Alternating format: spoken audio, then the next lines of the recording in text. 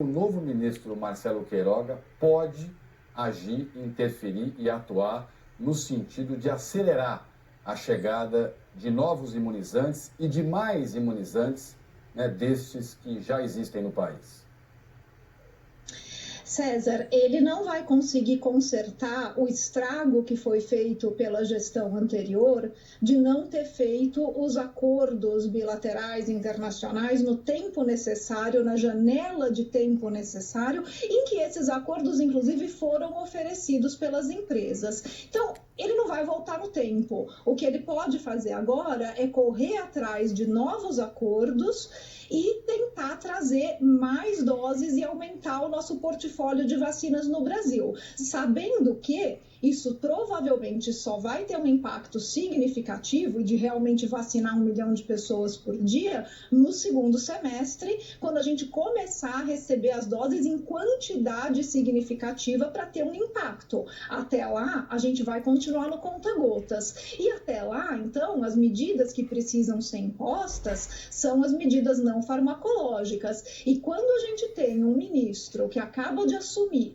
e que, por um lado, fico feliz que ele usa máscara e que ele admite a necessidade do uso de máscara. Então, ministro, ensina seu chefe a usar máscara e dá um bom exemplo para a população. Ensina seu chefe que lockdown é necessário. E quando você fala quem é que quer lockdown, ninguém quer lockdown, sabe quem quer lockdown, ministro? Todos os profissionais de saúde que estão exaustos e que o sistema de saúde colapsou e que eles não dão conta mais de atender doentes e eles estão vendo gente morrer por falta de medidas preventivas. Eles querem lockdown. Sabe quem mais quer lockdown? Os familiares das 300 mil pessoas que morreram, porque eles sabem que lockdown poderia ter salvo a vida de muitos desses familiares. Então, desculpa, ministro, tem muita gente que quer lockdown no Brasil, sim.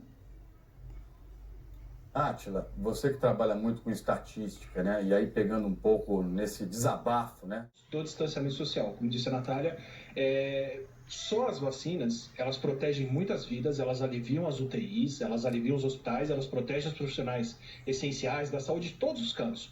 Mas as vacinas sozinhas não seguram um vírus tão transmissível quanto o coronavírus. Não seguram. Então, um país que depender só da vacinação para conter o vírus está fadado a continuar havendo casos, continuar havendo mortes evitáveis e selecionar linhagens virais, vírus resistentes à vacina.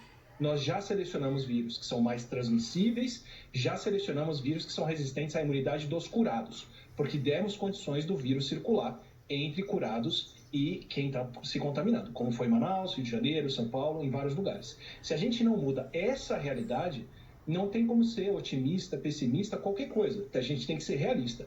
Dentro dessa realidade, nós vamos continuar vendo muitas mortes, o sistema de saúde colapsado, leito faltando, oxigênio faltando, anestesia faltando e tudo mais. Então, o que eu tenho repetido há semanas, o Brasil tem perfeita plausibilidade de vacinar no mínimo 1 milhão de pessoas por dia, desde que haja vacinas disponíveis. E isso nós estamos dizendo há muito tempo, Trali, não é baseado no nada, é baseado numa experiência do mundo real. Aquele que confere efetividade a uma ação de saúde pública, que é o mundo da verdade, o mundo real. O Brasil vacina 80 milhões de pessoas por ano para a vacina da gripe, em 6 semanas. Então, portanto, é perfeitamente possível e plausível, mas para tal é preciso que haja toda essa organização previamente feita. Vacinas disponíveis, seringas, pessoal, postos de saúde e clínicas de vacinação funcionando. O que o Brasil precisaria nesse momento, Trai, e que é o grande desafio, e que, na verdade, o Dr. Marcelo Queiroga terá muita dificuldade, porque ele não tem exatamente as vacinas para que essa logística se faça. E para essa logística, quero lhe dizer que nós temos trabalhado bastante junto à iniciativa privada, que tem se mobilizado muito, inclusive para colaborar na logística de distribuição, com transporte, com geladeiras, com todas as condições logísticas necessárias nos mais de 5 mil municípios brasileiros, porque alguns têm realmente condições muito precárias. Então, assim, eu acho que ele tem pela frente um desafio, e um desafio que, a meu juízo, começa pela autonomia. né? O doutor Marcelo Queiroga, como ele disse muito bem, é um médico. E um médico, como todos nós médicos nesse momento, precisaríamos de autonomia, porque nós sabemos o que medicamente é necessário nesse momento. Nós, junto aos sanitaristas, as pessoas que trabalham com logística, nós sabemos exatamente o que seria necessário fazer. Mas para tal, nós precisamos ter a confiança da sociedade civil nas medidas que ele certamente quererá tomar, e nós estamos aqui para apoiar naquelas medidas que são aquelas que nós vimos falando e aqui trazendo a opinião pública já há muito tempo, e fico contente que ele esteja de acordo comigo com a meta que eu propus, no mínimo 1 milhão por dia de brasileiros vacinados, para que cheguemos aos 70% de imunizados até o final desse semestre. A questão, né, Ana? Bom, e o teto dessa curva, Trali, é desumano. Ele é muito alto. A gente tem uma doença que pode matar por volta de 0,5% a 1% dos infectados. Se esse número de infectados for do tamanho de metade da população brasileira, de 2/3 da população brasileira, isso passa de centenas de milhares.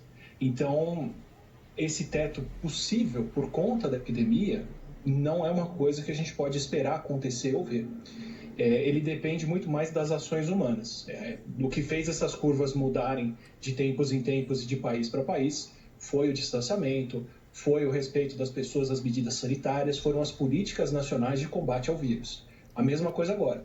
Esse teto só vai mudar com medidas nacionais de combate ao vírus e, a essa altura, com esse crescimento que a gente pode ver no gráfico, medidas muito mais severas do que poderiam ser tomadas em outubro, novembro do ano passado, quando a gente viu esses números começando a subir de novo. Então, a gente está num momento imprevisível da doença porque o futuro dele depende da ação humana e a nossa ação pode mudar completamente esse comportamento, mas ela precisa, a essa altura, ser uma ação muito mais séria. A gente deve ter uma redução no registro de óbitos pelos próximos dias por engasgos do sistema de notificação e registro e porque agora, pelo menos por enquanto, a ficha de registro de casos de Covid tem mais alguns fatores, como CPF e outras coisas dos pacientes, que vão dificultar a inserção de dados e atrasar esses números. Então, eles podem parecer cair artificialmente pelos próximos dias por conta disso, ou por mais tempo, até se essa medida continuar sendo adotada. Mas a medida de ocupação de leitos, de pessoas internadas e de oxigênio e outras coisas faltando nos indicam que esses números ainda vão continuar pavorosos por bastante tempo. Aliás, estávamos na OPAS, Organização Pan-Americana de Saúde, com a professora Margarete, e ela falando já da preocupação da questão da disponibilidade dos equipamentos para manter a ventilação, dos especialistas para trabalhar com pacientes em insuficiência respiratória. E para muita gente parece que você pôr uma cama embaixo de uma lona de circo é fazer um hospital de campanha. Infelizmente não é isso. Nós precisamos de recursos humanos especializados, de médicos, de enfermeiros especializados no atendimento a pacientes graves. Esse é um recurso finito e esse é um recurso que está se exaurindo. Mesmo os trabalhadores que têm arduamente lutado nessa linha de frente estão exaustos. Então, nós estamos chegando a uma situação em que o colapso é inevitável, a não ser que medidas duras de distanciamento, de afastamento das pessoas sejam realizadas. Então, nisso eu faço eco ao que a Átila acabou de falar. Nós precisamos hoje de medidas mais duras do que precisávamos 3, 4 meses atrás.